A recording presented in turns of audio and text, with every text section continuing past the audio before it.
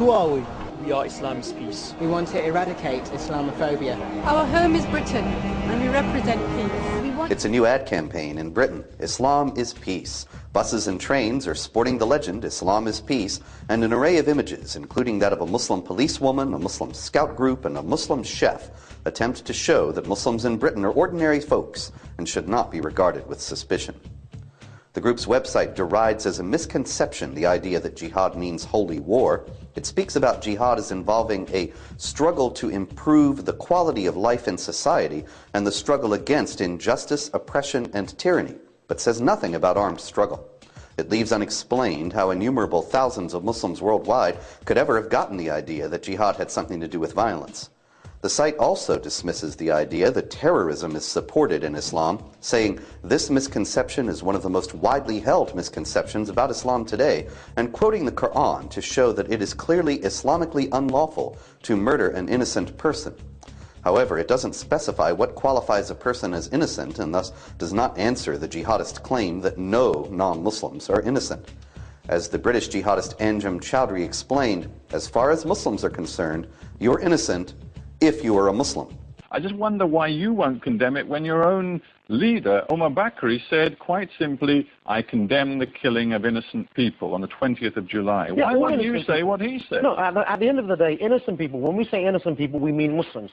As far as non-Muslims are concerned, they have not accepted Islam, and as far as we're concerned, that is a crime against God. I want to be clear about what you're saying. This is very important. You're saying only Muslims can count as innocent people. As far as Muslims are concerned, you're innocent if you are a Muslim, then you're innocent in the eyes of God. If you are non-Muslim, then you're guilty of not believing in God. Yes, there were many victims. You're guilty. Are you seriously suggesting that everybody on those tube trains and on that bus in London on July the 7th was in some way a legitimate target? You don't allow me to answer the question fully, Stephen. You're never going to get to the bottom of it. Let me begin by saying, as a Muslim, you must have allegiance where the Sharia says that you have allegiance. You must hate and love for the sake of Allah. You must praise and dispraise for what the Sharia says you praise and dispraise. So as a Muslim, I must support my Muslim brothers and sisters, wherever they are in the world. I must have allegiance with them. I must cooperate with them. I must love them. And similarly, on the other hand, I must have hatred towards everything which is non-Islamic. So if you condemn attacks on innocents, you've done absolutely nothing to condemn the actual jihadist point of view. The Islam is Peace campaign centers around a 5-point plan. Here's our 5-point plan. Number 1, to fight Islamophobia, to monitor and fight Islamophobia wherever it occurs. Number 2, to create dialogue, to create permanent channels of dialogue and debate between the Muslim community and the rest of Britain, ensuring that your voice is always in the mainstream media, to partner with business and government to ensure that our concerns such racism and social exclusion are understood. Number 3, to call on our government to work towards a just and lasting peace in areas of conflict around the world, helping eliminate the injustices that foment division and nurture violence. To be creative, to ensure that we have our finger on the pulse of the British mainstream, to understand what our community wants the world to hear. Number 5, to create friendships, to create a culture of understanding, to create a future of dialogue and a lot of new friendships. After all, the Prophet, peace be upon him, said, anyone who believes in Allah, let him be good to his neighbor. Did you notice? A few things are glaringly absent from this. There's not one word about fighting against the jihadist ideology of Islamic supremacism within English mosques and Islamic schools. Instead, point 1 of the campaign is to fight against Islamophobia, as if the only reason why anyone regarded Muslims with suspicion was because of bigotry and hatred by non-Muslims. Well, I've got news for you.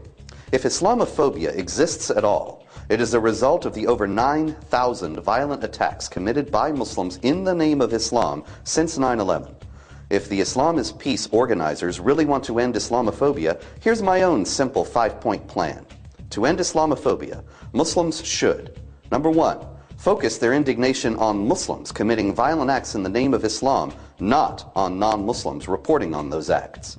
2, renounce definitively not just terrorism, but any intention to replace the U.S. Constitution or the British Constitution or the constitutions of any non-Muslim state with Islamic Sharia law, even by peaceful means. 3, teach Muslims the imperative of coexisting peacefully as equals with non-Muslims on an indefinite basis. 4. Begin comprehensive international programs in mosques all over the world to teach against the ideas of violent jihad and Islamic supremacism. 5. Actively work with Western law enforcement officials to identify and apprehend jihadists within Western Muslim communities. If Muslims do these 5 things, voila, Islamophobia will vanish. No slick PR campaign will be needed at all. No, don't thank me. It's on the house. I'm Robert Spencer.